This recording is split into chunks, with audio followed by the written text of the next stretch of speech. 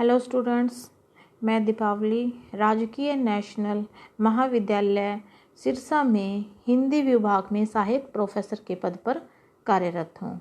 आज मैं आपको रीतिकाल करवाऊँगी। रीतिकाल में सबसे पहले मैं रीतिकाल का नामकरण बताऊँगी। रीतिकाल का जो नामकरण है आचार्य रामचंद्र शुक्ल के अनुसार संवत 1700 विक्रम से लेकर 1900 विक्रम तक माना गया है। इसके दो भाग हैं, पूर्व मध्यकाल और उत्तर मध्यकाल। पूर्व मध्यकाल को भक्तिकाल कहा जाता है और उत्तर मध्यकाल को रीतिकाल कहा जाता है। इसको हम यह भी कह सकते हैं कि इसका समय है जो रीतिकाल का वो 1643 ईस्वी से लेकर 1843 ईस्वी तक है, क्योंकि विक्रम और जो ईस्वी में जो अंतर है वो 57 सालों का है। अगर हम 1643 में 57 जोड़ेंगे तो ये 1700 विक्रम ही बनता है। अगर हम 1700 विक्रम में से 57 घटाएंगे तो ये 1643 बन जाता है। इसलिए इसके लिए ज़्यादा पजल होने की ज़रूरत नहीं है, क्योंकि जब रीतिकाल का जब आप नामकरण करते हो तो इसको 1700 विक्रम से लेकर 1900 विक्रम तक कह सकते हो। अगर आपने ईस्वी प्रयोग करना है तो इसको कहोगे 1643 ईस्वी से लेकर 1843 ईस्वी। रीतिकाल को दो भागों में बांटा गया है, पूर्व मध्यकाल और उत्तर मध्यकाल। पूर्व मध्यकाल को हम क्या कहते हैं, भक्तिकाल कहेंगे, और जो उत्तर मध्यकाल है उसको हम क्या कहेंगे, रीतिकाल कहेंगे। रीतिकाल के लिए कई नाम दिए हैं, जैसे मिस्र बंधुओं ने इसको अलकृत काल कहा है, विश्वनाथ प्रसाद जी ने इसको श्रृंगार काल कहा है, और आचार्य रामचंद्र शुक्ल जी ने इसको रीतिकाल की संज्ञा दी है। यहाँ पे सबसे पहले हम रीति के बारे में पढ़ेंगे। जब हम रीतिकाल करते हैं तो सबसे पहले आपको रीति के बारे में पता होना चाहिए। जो रीति शब्द का जो प्रयोग है रीतिकाल में, उसका मतलब है काव्यांग निरूपण। काव्यांग निरूपण अर्थात ऐसे ग्रंथ जिसमें काव्यांग के लक्षण व उदाहरण दिए जाते हैं या रीति ग्रंथों की रचना की जाती है। रीतिकाल के अधिकांश जो कवि हैं रीति निरूपण करते हुए लक्षण ग्रंथ भी लिखते हैं।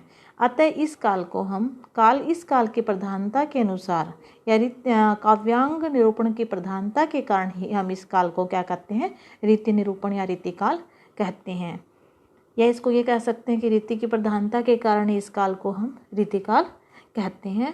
और इसमें रीतिकाल में हम काव्यांग निरूपण या इनकी पद्धति शैली का भी हम प्रयोग, इनका जिक्र करते हैं।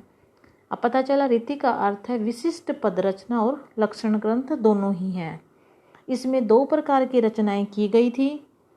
जो प्रथम प्रकार के जो रचना है उनका आधार संस्कृत के काव्य शास्त्र हैं, तो दूसरी प्रकार की रचनाएं श्रृंगार परक हैं।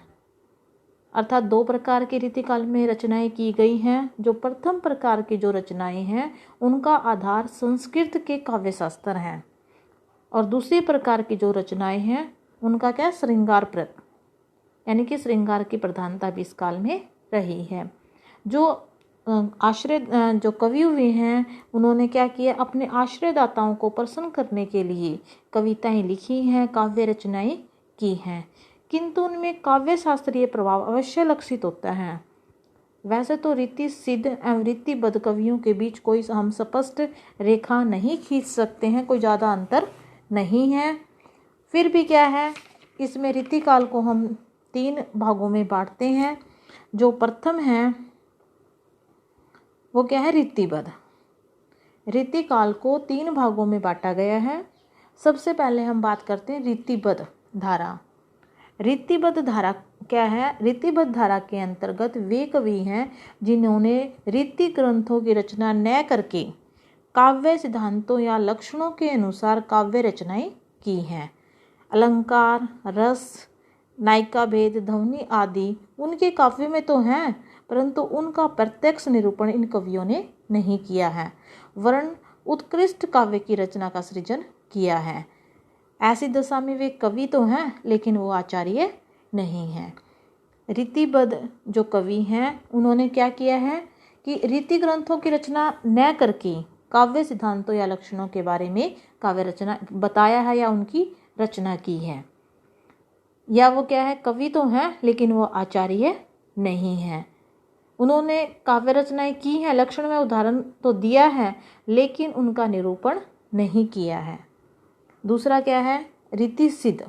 रीति सिद्ध कवि वे कवि हैं जो लक्षण उदाहरण की पत्ती तो है उनमें तो है नहीं अपनाते, किंतु काव्य रचना के समय लक्षणों का ध्यान अवश्य रखते हैं।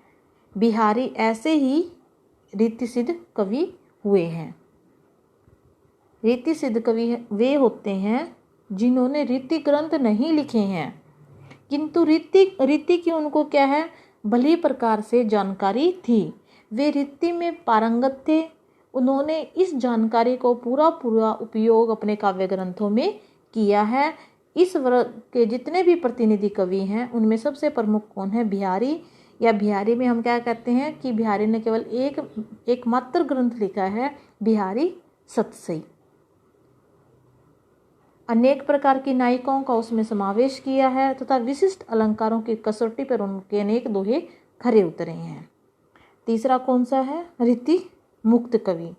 रीति मुक्त कवि वे हैं जो लक्षण उदाहरण की न तो पद्धति अपनाते हैं और न ही लक्षणों का ध्यान रखते हैं। ये प्रेम के विशेषतः विरह के उन्मत्त नायक कवि हैं।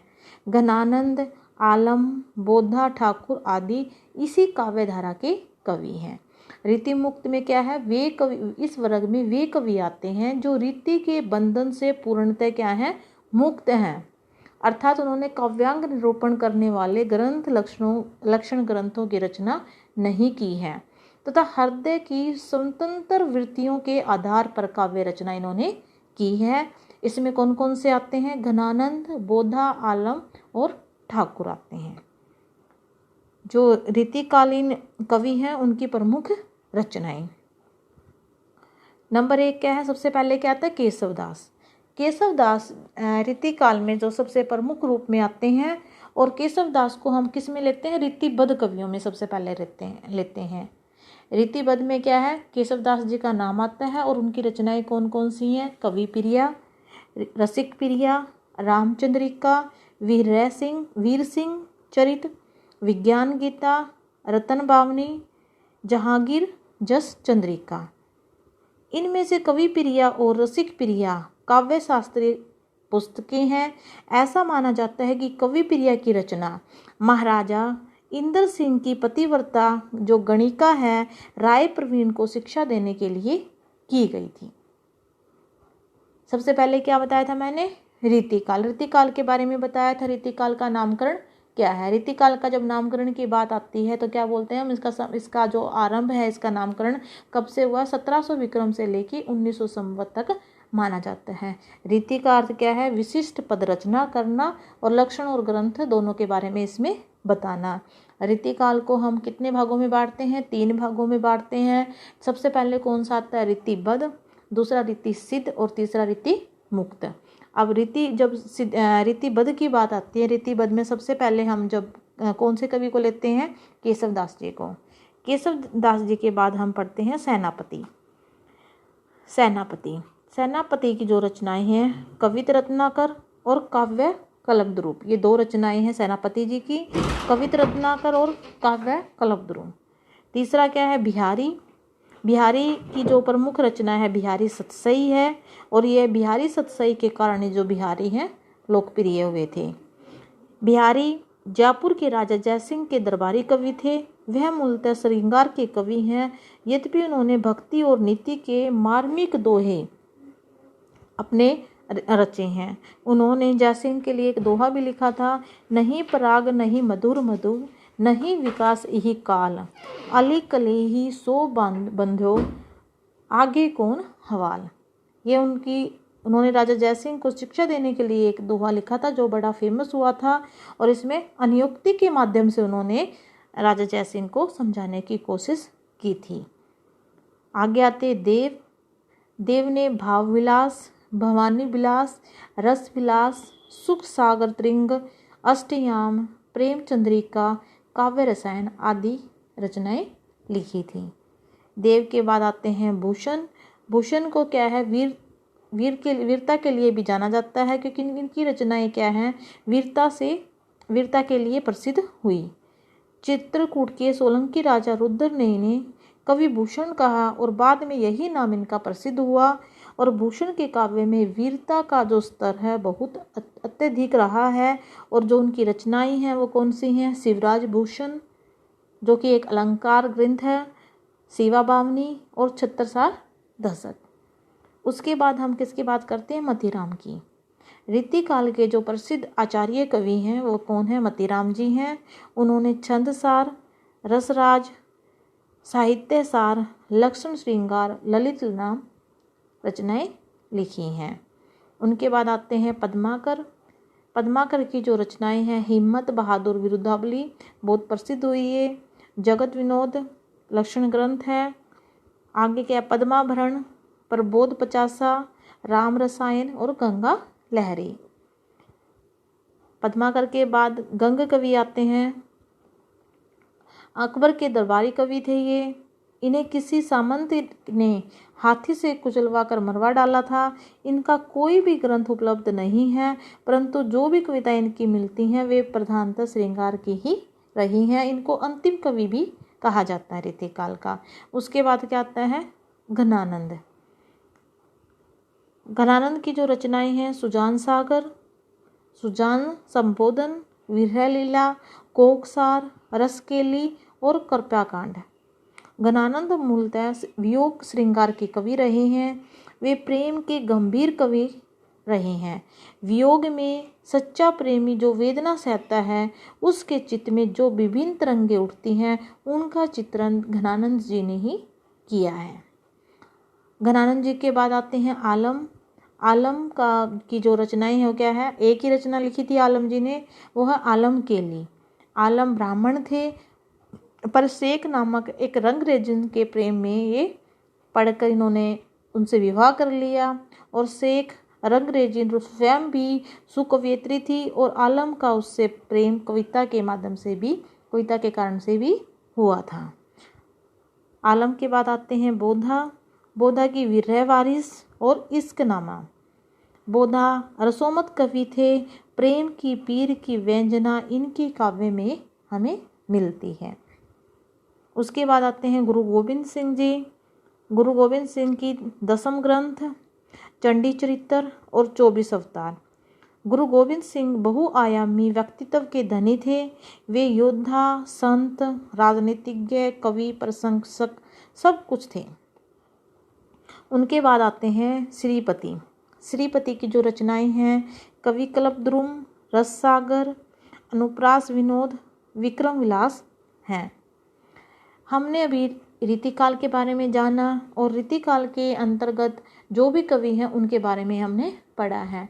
थोड़ा सा दोबारा से बता देती हूँ। रीतिकाल का जो नामकरण है वो क्या 1700 विक्रम से लेके 1900 विक्रम तक माना जाता है।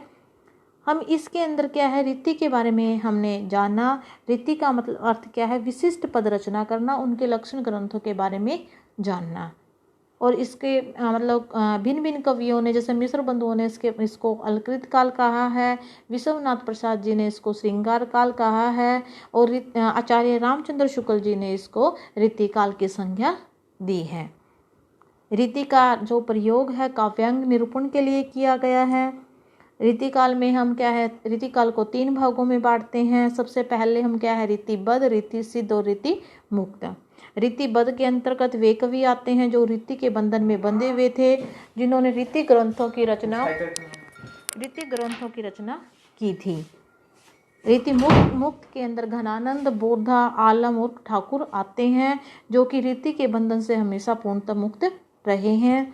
रीति सिद्ध के अंतर्गत रीति ग्रंथ वे ग्रंथ लिखे गए हैं जो क्या नाम है, जो इस रचना में रीति लिखने में पारंगत थे, इनको पूरा इनकी जानकारी थी और जिनका उन्होंने काव्यांग निरूपण में प्रयोग किया था।